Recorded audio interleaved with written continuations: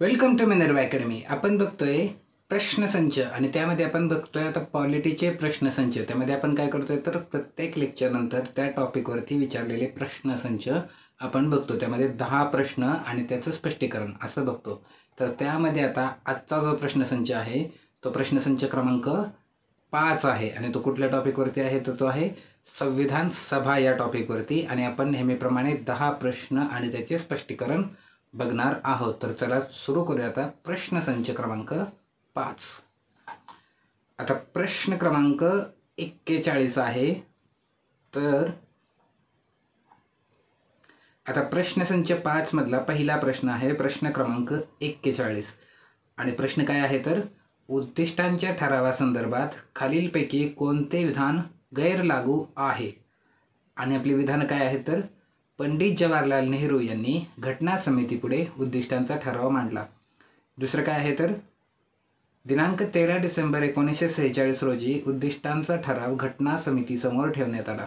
तिसरं काय आहे उद्दिष्टांचा ठराव हा घटना समितीसाठी दिशादर्शक होता. आणि चौथं काय आहे या ठरावानुसार भारत एक स्वतंत्र सार्वभौम समाजवादी आणि गणराज्य म्हणून घोषित करण्यात आले. आता आपल्याला काय करायचं आहे तर गैरलागू कोणतं आहे ते शोधायचं आहे. गैरलागू म्हणजे जे लागू होत नाही. जे लागू होत नाही म्हणजे कसं शोधायचं आपल्याला चुकीचं शोधायचं आहे. बऱ्याच वेळा आता हे शब्द आहे जरा थोडे उलटे पालटे जरी केले तरी याचा अर्थ व्यवस्थित बघायचा. आपल्याला काय शोधायचं आहे गैरलागू. गैरलागू म्हणजे जे लागू होत नाही. लागू होत नाही म्हणजे काय तर ते चुकीचं असलं पाहिजे. तर आता आपण बघू की यामध्ये चुकीचं काय आहे. तर आता पहिलं काय आहे तर पंडित जवाहरलाल नेहरू यांनी घटना समितीपुढे उद्दिष्टांचा ठराव मांडला. आता हे विधान बरोबर आहे का. आता पंडित नेहरू यांनी उद्दिष्टांचा ठराव हा मांडलेला आहे आणि हा घटना समिती समोरच मांडलेला आहे म्हणजे दुसरीकडे कुठं मांडणार. जर आपलं संविधान बनवण्यासाठीचं उद्दिष्ट काय आहेत हे जर सांगायचे असतील तर ते संविधान सभेतच सांगितले पाहिजेत. त्यामुळे पंडित नेहरूंनी जो ठराव मांडलेला आहे उद्दिष्टांचा ठराव तो घटना समिती पुढंच मांडणं अपेक्षित आहे. दुसरीकडे कुठं मांडणार ते. त्यामुळे हे वाक्य बरोबर आहे. आपल्याला दुसरं वाक्य बघू की दिनांक 13 डिसेंबर 1946 रोजी उद्दिष्टांचा ठराव घटना समितीसमोर ठेवण्यात आला. आता यामध्ये ही तारीख दिलेली आहे आणि ही तारीख बरोबर आहे का एवढाच आपला प्रश्न आहे. तारीख काय दिलेली आहे 13 डिसेंबर 1946. आता घटना समितीच्या काही तारखा आपल्याला माहीत असायला पाहिजेत. त्यामध्ये ही तारीख आहे 13 डिसेंबर 1946. तर या दिवशी उद्दिष्टांचा ठराव मांडला होता. ही गोष्ट बरोबर आहे. या दिवशी अजून एक गोष्ट काय झाली होती तर उपाध्यक्षपदी H.C. मुखर्जी यांची पण निवड झाली होती. पण आता आपल्याला प्रश्नामध्ये काय दिलेलं आहे तर उद्दिष्टांचा ठराव कधी मांडला होता तर 13 डिसेंबर 1946 हे बरोबर आहे. आणि आता तो संमत कधी झाला होता तो 22 जानेवारी 1948 पुढच्या अधिवेशनामध्ये झाला होता. तर हे आता इथं दिलेलं नाही पण ही आपल्याला माहिती असावी की 22 डिसेंबरला तो संमत झाला होता. तर आता हे विधान पण आपलं बरोबर आहे. 13 डिसेंबर 1946लाच तो घटना समितीसमोर मांडला होता. आता तिसरा काय आहे तर उद्दिष्टांचा ठराव हा घटना समितीसाठी दिशादर्शक होता. आता उद्दिष्टांचा ठराव मांडण्याचं उद्दिष्ट काय होतं कशासाठी तो ठराव मांडला होता तर त्या ठरावामध्ये जर आपण ठरावाची तत्व बघितली होती लेक्चरमध्ये तर त्यामध्ये हे स्पष्ट होतं की आपल्याला संविधान बनवून नेमकं काय साध्य करायचं आहे. आपल्याला कशा प्रकारचा भारत आणि भारतातील लोकांना कशा प्रकारचे अधिकार द्यायचे आहेत याविषयीचा तो ठराव आहे. त्यामुळं तो दिशादर्शकच होता. म्हणजे काय होता तो ठराव तर दिशादर्शकच होता की आपल्याला नेमकं साध्य काय करायचं आहे. आपलं उद्दिष्ट काय आहे ऑब्जेक्टिव्ह रेझोल्युशन यामध्ये आपलं ऑब्जेक्टिव्ह काय आपलं ध्येय काय आहे यासाठीचा तो ठराव होता. त्यामुळे तो दिशादर्शकच होता. त्यामुळे हे पण विधान बरोबर आहे. आता आपलं यामुळं चौथं विधान गैरलागू होणारे हे आपल्याला कळलं की कारण पहिले 3 तर लागू झालेले आहेत. आता चौथं विधान काय आहे तर या ठरावानुसार भारत एक स्वतंत्र सार्वभौम समाजवादी आणि गणराज्य म्हणून घोषित करण्यात आले. आता इथं नेमकं प्रॉब्लेम काय आहे तर इथं आहे घोषित करण्यात आले. आता भारताला स्वतंत्र घोषित करण्यात आले का तर भारताचं स्वातंत्र्य हे ब्रिटिशांनीच घोषित केलेलं आहे. तर ते काही उद्दिष्टांच्या ठरावाच्या दिवशी केलेलं नाही. तर भारताला स्वतंत्र सार्वभौम समाजवादी गणराज्य हे घोषित करण्याचा तो ठराव नव्हता. तर तो ठराव होता की भारताला तसं पुढं जाऊन निर्माण करायचे आहे की भारताला कसं निर्माण करायचं आहे, तर स्वतंत्र, सार्वभौम, समाजवादी आणि गणराज्य हे निर्माण करण्याचं उद्दिष्ट ठेवलेलं आहे. त्यामुळं तो उद्दिष्टांचा ठराव आहे, तो काही जाहीरनामा नाही आहे. त्यामुळे हे उद्दिष्ट आहेत, हे उद्दिष्ट आहेत की भारताला असं निर्माण करायचं आहे. त्यामुळं सार्वभौम समाजवादी हे जाहीर केलेलं नाही आहे, हे घोषित केलेलं नाही आहे, तर ते उद्दिष्ट आहे की तसं निर्माण करायचं आहे. त्यामुळे हे विधान गैरलागू आहे. त्यामुळे आपलं उत्तर काय आलं, तर पर्याय क्रमांक 4 हे आपलं उत्तर आलेलं आहे. आता बघू आपण पुढचा प्रश्न, प्रश्न क्रमांक 42. प्रश्न क्रमांक 42 काय आहे, तर खालील विधाने लक्षात घ्या. आपल्याला 4 विधानं दिलेली आहेत. यामध्ये पहिलं जे विधान आहे, 1946च्या कॅबिनेट मिशन योजनेनुसार भारताची संविधान सभा गठीत करण्यात आली. दुसरं विधान काय आपलं, डॉक्टर राजेंद्र प्रसाद हे घटना समितीचे पहिले निर्वाचित अध्यक्ष होते. तिसरं काय आहे आपलं, भारतीय घटना समितीमध्ये 4 उपाध्यक्ष होते. आणि चौथं वाक्य काय आहे, तर डॉक्टर बाबासाहेब आंबेडकर यांनी राज्यघटनेचा अंतिम मसुदा 4 नोव्हेंबर 1947 रोजी सादर केला. आणि आपल्याला पुढे काय सांगितलं आहे, तर वरीलपैकी कोणते किंवा कोणती विधान किंवा विधाने बरोबर आहे किंवा आहेत. आता हे कोणते किंवा कोणती विधान किंवा विधाने आणि आहे किंवा आहेत हे एकवचनी किंवा अनेकवचनासाठी केलेलं आहे. तर आता आपल्याला काय बघायचं आहे, तर बरोबर बघायचं आहे. इथं गडबड्या करायच्या नाहीत. बरोबर आहे का चुकीचं आहे, योग्य की अयोग्य यामध्ये गडबडी करायची नाही. आणि गडबडी यात पण करायची नाही की कोणते विधान बरोबर नाही आणि कोणते विधान बरोबर आहे, या 2 वाक्यांचा अर्थ वेगळा होतो. तर इथं गडबडे करायचे नाहीत. आपल्याला काय स्पष्टपणे सांगितलेलं आहे त्यांनी, बरोबर आहे.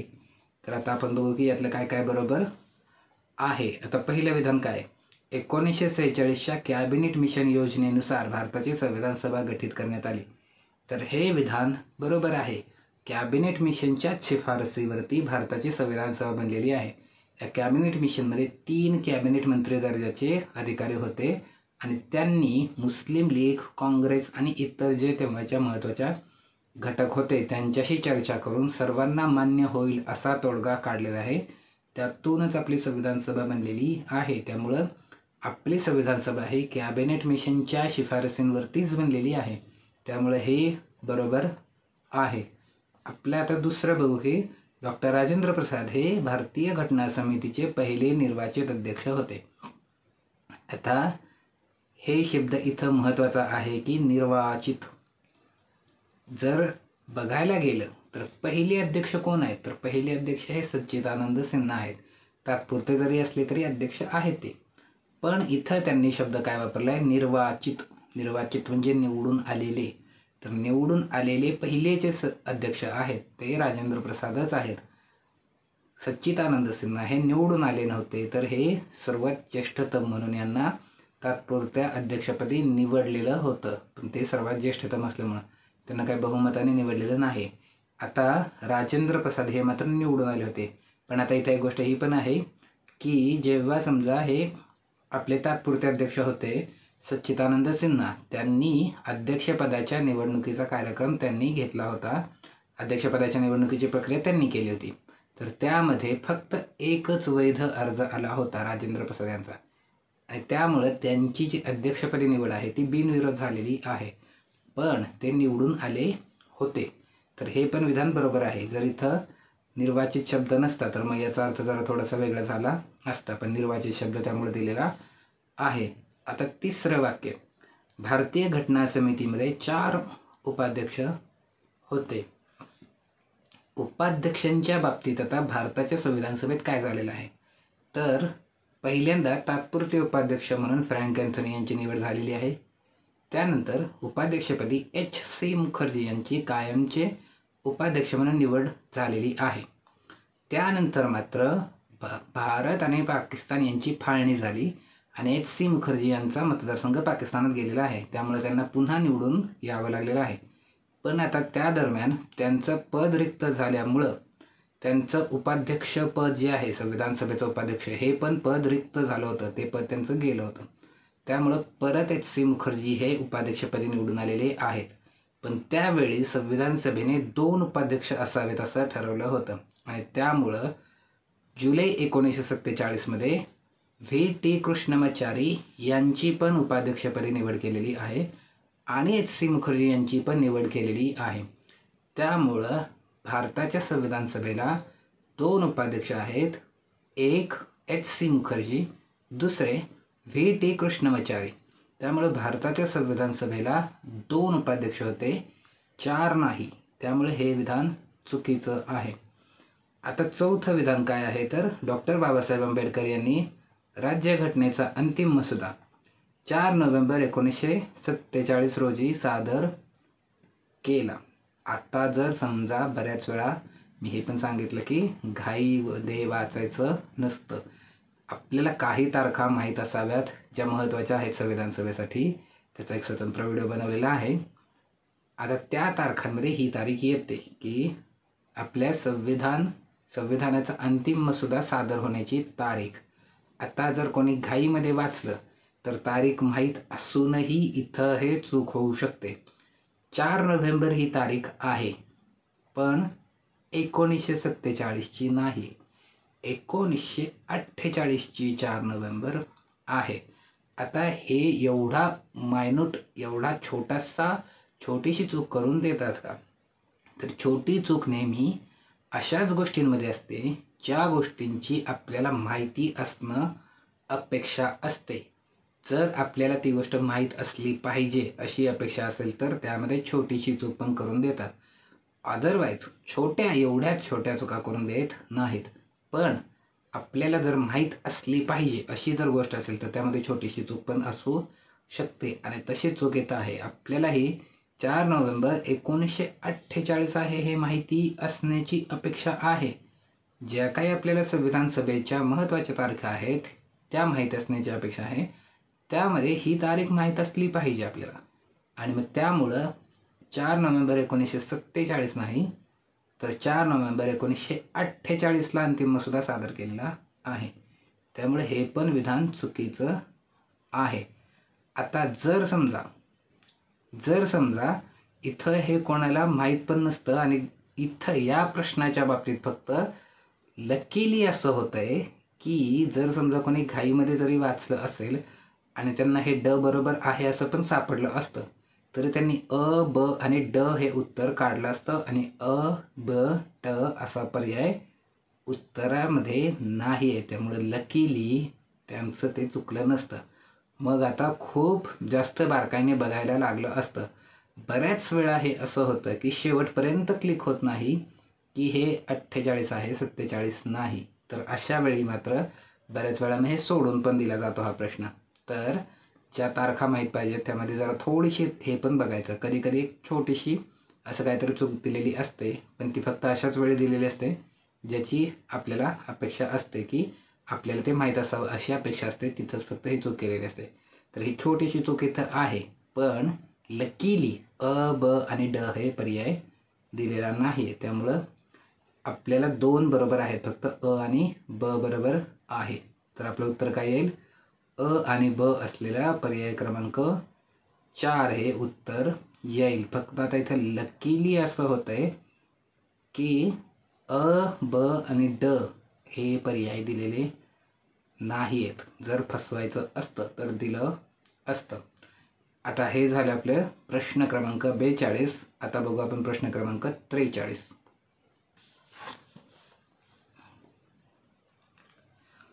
प्रश्न क्रमांक 43 आहे आपला, पुढील विधानांपैकी कोणते विधान चुकीचे आहे? आपल्याला 2 विधानं दिलेली आहेत. आता पहिलं काय आहे त्यातलं, घटना समिती दिले कॉन्स्टिट्युएंट असेंब्ली, नंतर विधान समिती लेजिस्लेटिव्ह असेंब्ली बनली जिचे पुढे रूपांतर तात्पुरत्या किंवा हंगामी संसदेत पार्लमेंटमध्ये झाले. दुसरे दिले, ज्या दिवशी घटनेवर सह्या होत होत्या त्या दिवशी बाहेर पावसाची रिमझिम चालू होती जो एक शकुन मानला गेला. आणि आपल्याला पर्याय उत्तरमध्ये काय दिले तर केवळ अ, केवळ ब, दोन्ही अ व ब आणि दोन्ही नाही. आता इथं बघायचं आहे की नेमकं काय पाहिजे आहे. इथं पाहिजे आहे आपल्याला चुकीचे पाहिजे आहे. कोणते चुकीचे आहे ते बघायचं आहे. परत तेच की त्या चुका करायच्या नाहीत.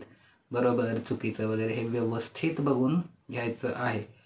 आता बघू की आपल्याला चुकीचं काय आहे. तर आता पहिलं घटना समिती आणि आता एक कंसात दिलेलं आहे. तर एक तर बाहेरचं वाचू कंस सोडून देऊ, कारण हे घटना समितीच, त्याचं इंग्लिश ट्रान्सलेशन कॉन्स्टिट्युएंट असेंब्ली लिहिले किंवा विधान समितीचंच ट्रान्सलेशन पुढं कंसात लिहिले.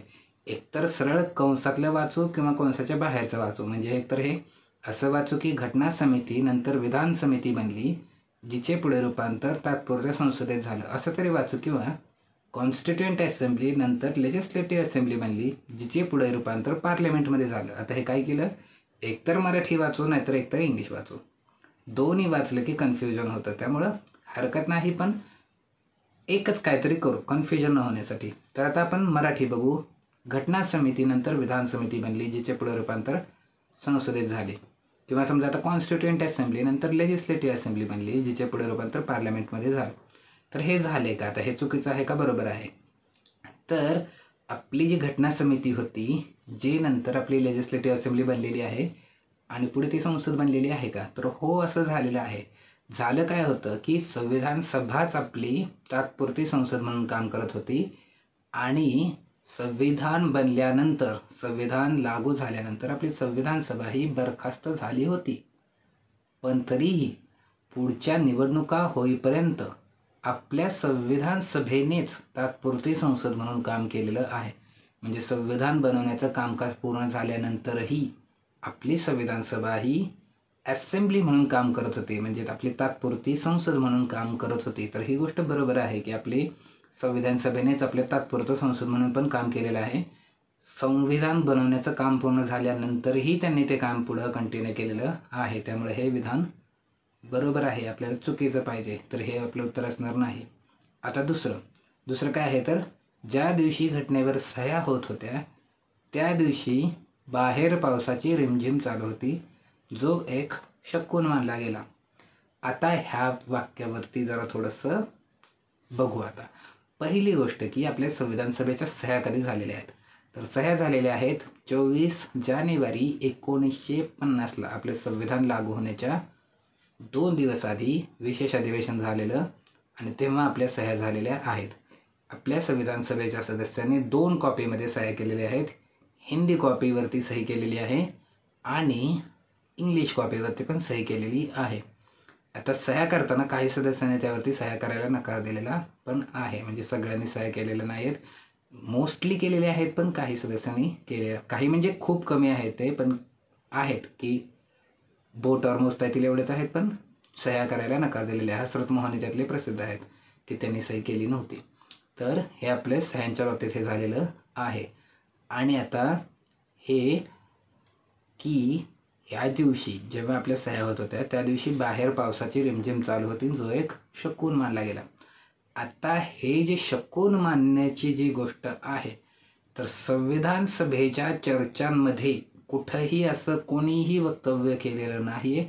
ना ते अध्यक्षांनी केलेलं आहे, ना ते कुठल्या सदस्यांनी केलेलं आहे की आपण सह्या करतोय आणि ती एक चांगला शकुन आहे वगैरे, असं कोणीही वक्तव्य केलेलं नाही आहे. आपली संविधान सभा त्या बाबतीत खूप वैज्ञानिक दृष्टिकोन असलेली होती. आपल्या संविधानामध्ये देवाचं नाव असावं अशी पण एक मागणी होती, पण ती स्वीकारलेली नाही आहे. तर आपण त्या बाबतीत खूप विज्ञाननिष्ठ आपली संविधान सभा होती. त्यामुळे हे शकुन वगैरे यावरती आपल्या संविधान सभेने कोणीही काहीही वक्तव्य केलेलं नाही आहे. त्यामुळे संविधान सभेच्या कामकाजामध्ये असं वक्तव्य नाही आहे की तो एक शकुन आहे, कोणीही म्हटलेलं नाही. संविधान सभेत कोणीही म्हटलेलं नाही. पण बाहेरची जी मीडिया होती, जी तेव्हाची मीडिया होती, तर तेव्हा त्या मीडियाने मात्र हे असं त्याचा अर्थ लावला होता की सह्या करताना पाऊस पडतोय आणि मग तो एक शकुन आहे वगैरे, हे मीडियाने म्हटलेलं आहे. आणि आता त्यावरती कोणी काय म्हणावं याला काही बंधन नाही आहे. त्यामुळं ते मीडियाने असं म्हटलेलं आहे, पण संविधान सभेच्या कामकाजामध्ये कुठंही कोणीही असं म्हटलेलं नाही आहे. ते कामकाज अवेलेबल आहे, ते वाचता येतं, प्रत्येक वाक्य रेकॉर्ड केलेलं आहे. त्यामुळं त्या कामकाजामध्ये कोणी म्हटलेलं नाही आहे, पण मीडियामध्ये म्हटलेले आहेत. बरेच लोक हे म्हटलेले आहेत. त्यामुळे हा शुभ शकुन कोणी मानला, तर ज्यांनी मानला त्यांनी मानला. संविधान सभेने तर मानलेला नाही, पण तो मानलेला मात्र आहे. त्यामुळे हे पण आता विधान बरोबर आहे असं म्हणावं लागतंय. तर आता हे पण बरोबर आहे की पाऊस पडत होता. तर आता आपल्याला काय शोधायचं होतं, तर चुकीचं शोधायचं होतं आणि त्यामुळं हे चुकीचं कुठलं सापडलेलं आहे आपल्याला, तर कुठलं चुकीचं सापडलेलं नाही. त्यामुळे चुकीचं कुठलं आहे, तर दोन्हीही नाही हे आपलं उत्तर आहे. पर्याय क्रमांक 4 हे आपलं उत्तर आहे. आता त्यानंतर आपण बघू की प्रश्न क्रमांक 44. प्रश्न क्रमांक 44 आहे, खालील मुद्द्यांचा विचार करा. आणि आता 2 मुद्दे दिलेले आहेत आपले. पहिला आहे की संविधान सभेच्या सदस्यांनी 26 जानेवारी 1950 रोजी संविधानावर स्वाक्षऱ्या केल्या. दुसरं काय आहे, मूळ संविधानात 395 कलम आणि 12 परिशिष्ट होती. आणि पर्याय उत्तर काय आहेत, अ आणि ब बरोबर, दुसरं आहे अ बरोबर, तिसरं आहे ब बरोबर आणि चौथं आहे अ आणि ब दोन्ही चूक. आता आपण विचार करू मुद्द्यांचा. पहिला काय आहे, तर संविधान सभेच्या सदस्यांनी 26 जानेवारी 1950 रोजी संविधानावर स्वाक्षऱ्या केल्या. तर आता संविधान सभेच्या सदस्यांनी स्वाक्षऱ्या कधी केलेल्या आहेत, तर त्या 26 जानेवारी 1950ला केलेल्या नाहीत. 26 जानेवारी 1950ला संविधान लागू झाले, मग त्या दिवशी सह्या केलेल्या आहेत का, तर नाही. त्याच्या 2 दिवस आधी एक विशेष अधिवेशन घेतलं होतं, ज्या अधिवेशनामध्ये इतरही काही महत्त्वाचे निर्णय घेतलेले आहेत, जसं की राष्ट्रगीत, राष्ट्रगान हे निर्णय त्याच्या 2 दिवस आधी घेतलेले आहेत विशेष अधिवेशनात. तर त्या विशेष अधिवेशनामध्ये आपल्या संविधान सभेच्या सदस्यांनी स्वाक्षऱ्या केलेल्या आहेत 24 जानेवारी 1950ला. संविधान लागू होण्याच्या 2 दिवस आधी सह्या केलेल्या आहेत. 2 कॉपीमध्ये सह्या केलेल्या आहेत, हिंदी कॉपीमध्ये आणि इंग्लिश कॉपीमध्ये. तर 26 जानेवारी 1950 नाही, 24 जानेवारी 1950ला सह्या केलेल्या आहेत. हे आणि ह्या तारखा आपल्याला माहीत पाहिजेत. म्हणजे जेव्हा समजा यांनी तारखा बदललेल्या आहेत, तर त्या फक्त अशाच तारखा बदललेल्या आहेत ज्या आपल्याला माहीत असाव्यात. तर 26 जानेवारी नाही, 24 जानेवारी, त्यामुळे हे विधान चुकीचं आहे. आता दुसरं, मूळ भारतीय संविधानात 395 कलमे आणि 12 परिशिष्ट होती. तर आता मूळ भारतीय संविधानात 395 कलम होती ही गोष्ट बरोबर आहे, पण परिशिष्टांची संख्या ही 8 होती, 12 नाही. 9 पासून जे पुढचे आहेत म्हणजे 9, 10, 11, 12 ही परिशिष्ट ही नंतर घटना दुरुस्त्या करून जोडलेली आहेत. मूळ संविधानामध्ये मात्र आपल्या 8च परिशिष्ट होती. त्यामुळं आपलं हे मात्र चुकीचं आहे. आता आपल्याला अ चुकीचं सापडलेलं आहे, कारण हे 24 जानेवारी नाही, 26 जानेवारी नाही, 24 जानेवारी आहे. आणि ब चुकीचं सापडलेलं आहे, कारण हे 12 परिशिष्ट नाही, 8 परिशिष्ट आहेत. आपल्याला दोन्हीही विधाने चुकीचे सापडलेली आहेत. आता मग त्यामुळे आपलं उत्तर काय येईल, तर अ आणि ब दोन्ही चूक हे आपलं उत्तर येईल. आणि हे सापडलं आपलं उत्तर. आणि हा झाला प्रश्न क्रमांक 44. आता बघू प्रश्न क्रमांक 45. प्रश्न क्रमांक 45 आहे, संविधान सभेच्या समित्यांच्या बाबतीत खालीलपैकी कोणती समिती बरोबर जुळत नाही. आपल्याला एका बाजूला दिल्यात समित्या, दुसऱ्या बाजूला दिलेले आहेत अध्यक्ष.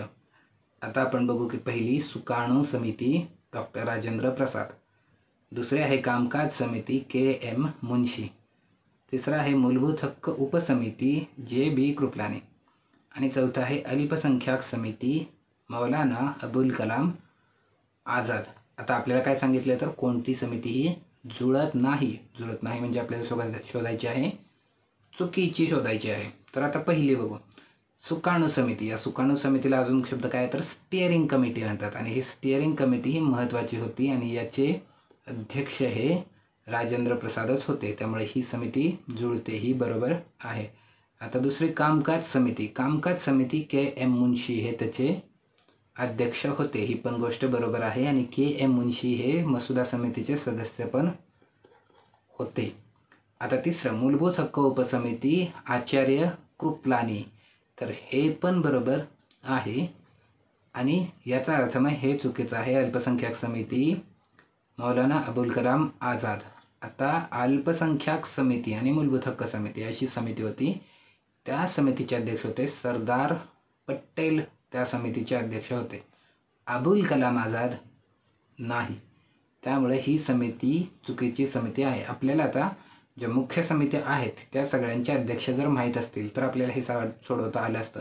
म्हणजे बाकीच्या जरी समजा माहीत नसत्या, स्टिअरिंग कमिटी माहीत असती आणि अल्पसंख्याक समिती आपल्याला सरदार पटेल आहे हे माहीत असतं, तर ह्या मुख्य समित्या जरी माहीत असत्या तरी हे उत्तर आपल्याला काढता आलं असतं. आता मूलभूत अल्पसंख्याक समितीचे अध्यक्ष हे सरदार पटेल आहेत, ही गोष्ट बरोबर आहे. आता अल्पसंख्याक समितीला एक उपसमिती होती, त्यामध्ये पण एक अल्पसंख्याक उपसमिती होती, त्याचे अध्यक्ष एच.सी. मुखर्जी आहेत. म्हणजे उपसमितीचे अध्यक्ष एच.सी. मुखर्जी आहेत, पण मूलभूत हक्क आणि अल्पसंख्याक समितीचे अध्यक्ष हे सरदार पटेल होते. तर हे आपल्याला मुख्य ज्या समित्या आहेत त्या समित्याचे अध्यक्ष माहीत असले पाहिजेतच.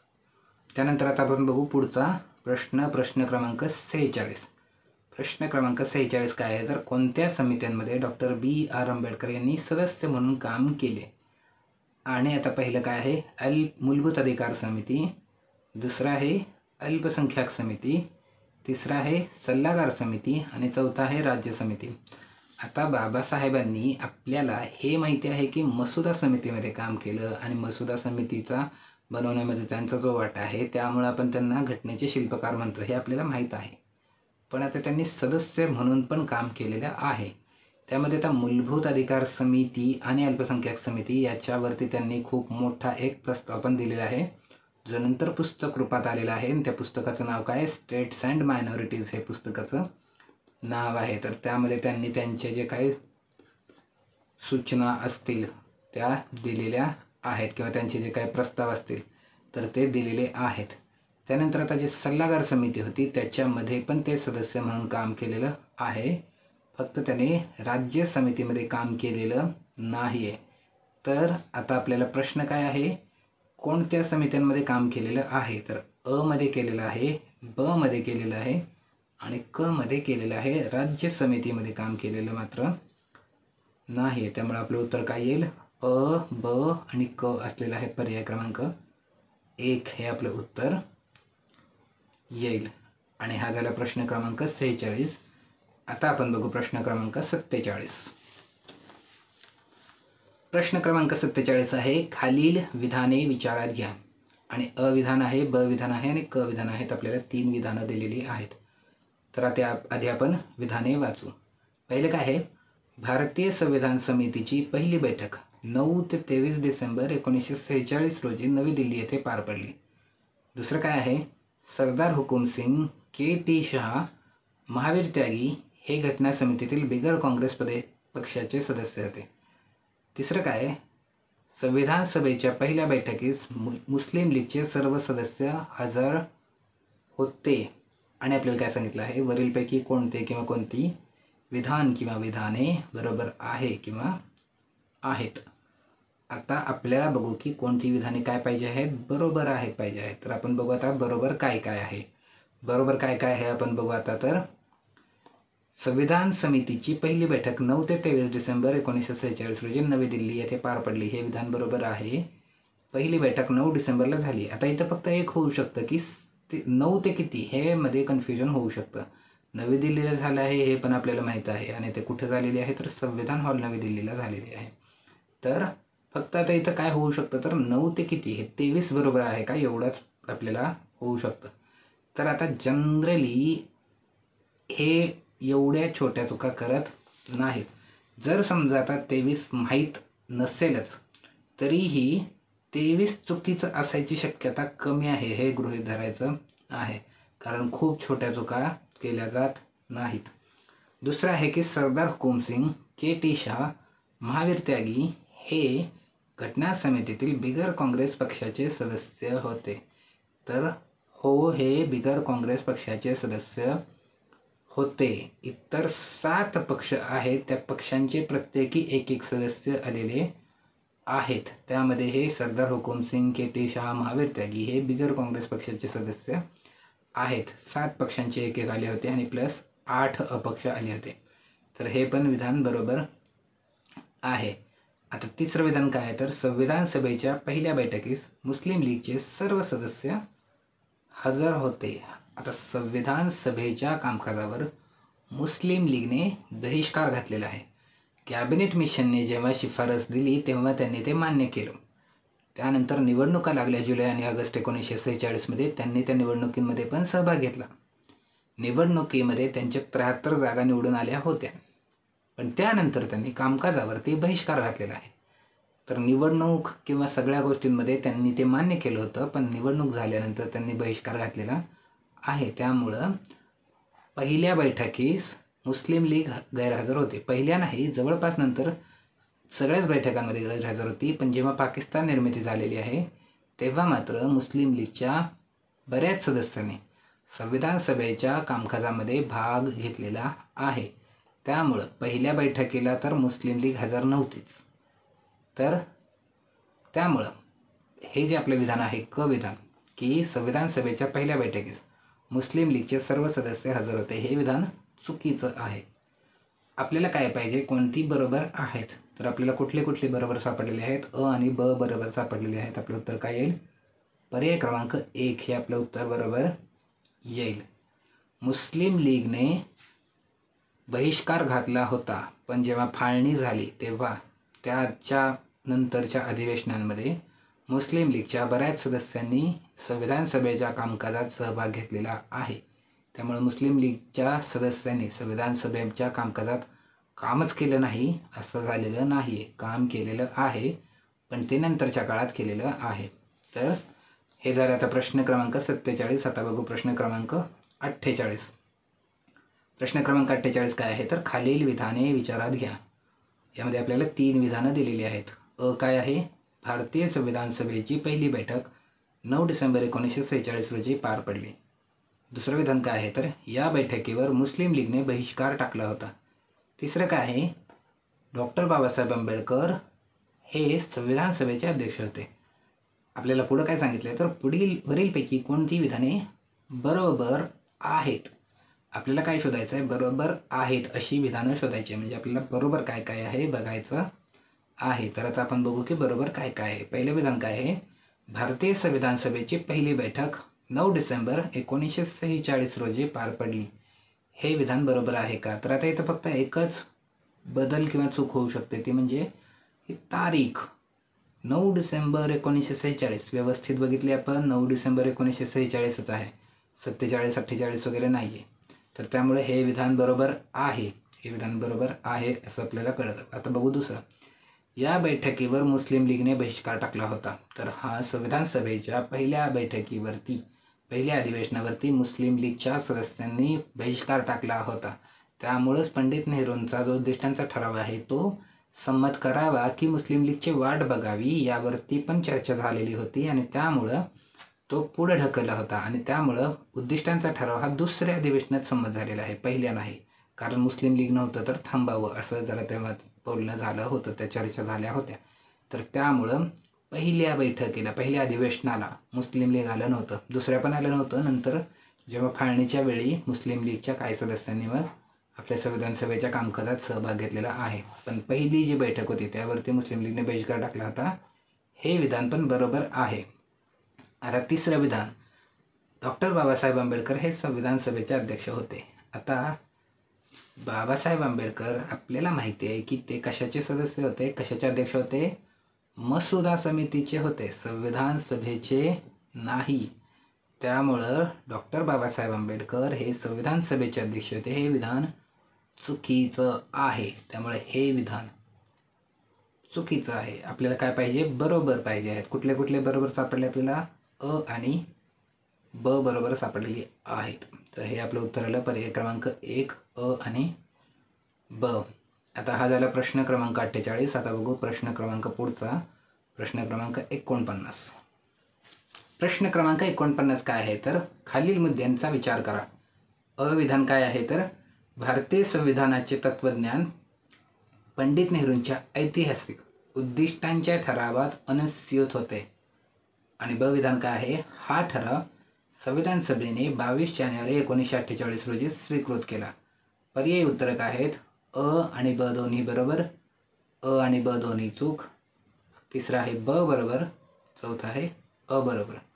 आता आपण मुद्द्यांचा विचार करू की भारतीय संविधानाचे तत्वज्ञान पंडित नेहरूंच्या ऐतिहासिक उद्दिष्टांच्या ठरावात अनुस्यूत होते. आता इथं शक्यता ही आहे की हा अनुस्यूत शब्दाचा अर्थ बऱ्याच लोकांना माहीत नसेल, हा पहिल्यांदाच ऐकला आहे असं पण होऊ शकतं. म्हणजे समजा आता तुम्ही परीक्षेला बसून हा शब्द पहिल्यांदाच बघितला तर या अनुस्यूत शब्दाचा अर्थ जास्तीत जास्त लागून काय लागू शकतो याचा जर विचार केला तरीही आपल्याला साधारण अर्थ लागतोय की तशी रिफ्लेक्ट होते अशा अर्थाने की त्यातून आपल्याला ते समजतं असा अर्थ लागतोय आपल्याला, तर मग तोच अर्थ लावायचा. म्हणजे त्या शब्दाचा अर्थ माहीत नाही म्हणून लगेच सोडून द्यायचं नाही, जरा थोडासा बघायचा, अर्थ लावण्याचा प्रयत्न करायचा आणि जर संदर्भानुसार तसा अर्थ आपल्याला स्पष्ट होत असेल तर मग तो आहे असं मान्य करायचं. तर भारतीय संविधानाचे तत्त्वज्ञान पंडित नेहरूंच्या उद्दिष्टांच्या ठरावात अनिश्चित होते. तर होते का? तर होते.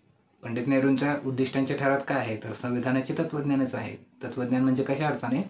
तर संविधान बनवून काय साध्य करायचं आहे हे त्या उद्दिष्टांच्या ठरावात होतं, त्यामुळे हे विधान बरोबर आहे. आता दुसरं विधान काय आहे? तर हा ठराव संविधान सभेने 22 जानेवारी 1948 रोजी स्वीकृत केला. आता इथं तारीख आहे आणि आता इथं फक्त एकच प्रश्न होऊ शकतो की तारखेमध्ये काय गडबडी आहे का? तारीख काय दिलेली आहे? 22 जानेवारी 1948 दिलेली आहे. आता आपला हा जो उद्दिष्टांचा ठराव आहे हा 13 डिसेंबर 1946 रोजी मांडला गेला होता आणि या अधिवेशनात म्हणजे पहिल्या अधिवेशनात मुस्लिम लीगने बहिष्कार टाकल्यामुळं हा महत्त्वाचा जो आहे हा उद्दिष्टांचा ठराव लगेच संमत करू नये, मुस्लिम लीगची वाट बघावी अशी पण एक चर्चा झालेली आहे आणि त्यामुळं हा उद्दिष्टांचा ठराव लगेच संमत केलेला नाही आहे, तर वाट बघितलेली आहे आणि साधारण महिन्याभराने म्हणजे पुढच्या महिन्यात डिसेंबर 46 नंतर पुढच्या महिन्यात तो स्वीकृत केलेला आहे.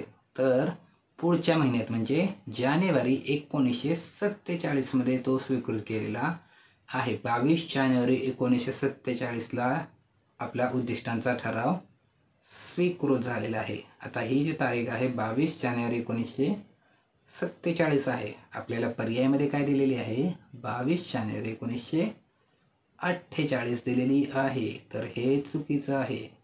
त्यामुळं आता इथं पुन्हा तारखेमध्ये जी गडबडी आहे तर ही मोठी गडबडी आहे, असं नाही की एकदम छोटेसं काहीतरी केलेलं आहे. महत्त्वाच्या तारखा आहेत त्या माहीत असल्या पाहिजेत, त्याच तारखांमध्ये फक्त गडबडी आहे. हे 22 जानेवारी 1947 आहे, 1948 नाही. त्यासाठी काही 1 वर्ष लावलेलं नाही आहे उद्दिष्टांचा ठराव स्वीकृत करण्यासाठी, 1 महिना लावलेला आहे. तर त्यामुळे हे 22 जानेवारी 1947 आहे, 1948 नाही. त्यामुळं हे विधान चुकीचं आहे. आपल्याला काय पाहिजे?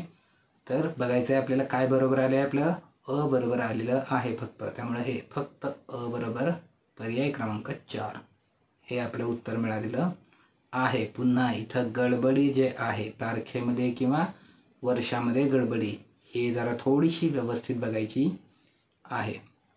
त्यानंतर आता प्रश्न क्रमांक 50 या प्रश्नसंचातला हा शेवटचा प्रश्न. प्रश्न काय आहे? तर कोणत्या पक्षाचे संविधान सभेत केवळ 1 उमेदवार निवडून आले होते? आणि आपल्याला पर्याय काय दिलेले आहेत? कृषक प्रजा पक्ष, शेड्युल्ड कास्ट फेडरेशन, कम्युनिस्ट पक्ष आणि अपक्ष. आता संविधान सभेमध्ये केवळ 1 उमेदवार निवडून आलेले आहेत, असे एकूण 7 पक्ष होते. त्यामध्ये हा कृषक प्रजा पक्ष, शेड्युल्ड कास्ट फेडरेशनमधून कोण निवडून आलं होतं? तर आले होते बाबासाहेब आंबेडकर. तर त्यामुळं शेड्युल्ड कास्ट फेडरेशन हे पण नॉन काँग्रेस आहे, बिगर काँग्रेस आहे. तर पण शेड्युल्ड कास्ट फेडरेशनचे पण 1च सदस्य निवडून आलेले आहेत. कम्युनिस्ट पक्षाचे पण 1च सदस्य निवडून आलेले आहेत. आणि आता अपक्ष 8 अपक्ष निवडून आलेले आहेत. त्यामुळे हे येणारच नाही आणि अपक्ष हा काही पक्ष नसतो. आणि एकूण 1 अपक्ष नाही आले, 8 अपक्ष निवडून आलेले आहेत. त्यामुळे आपले एक कोणाकोणाचे आलेत? कृषक प्रजा पक्षाचे आलेत, शेड्युल्ड कास्ट फेडरेशनचे आलेत, कम्युनिस्ट पक्षाचे आलेले आहेत. त्यामुळे अ, ब आणि क हे उत्तर असलेलं आपलं पर्याय क्रमांक 4 हे आपलं उत्तर असेल. आणि हा इथं आपला झाला की हा प्रश्नसंच संपलेला आहे.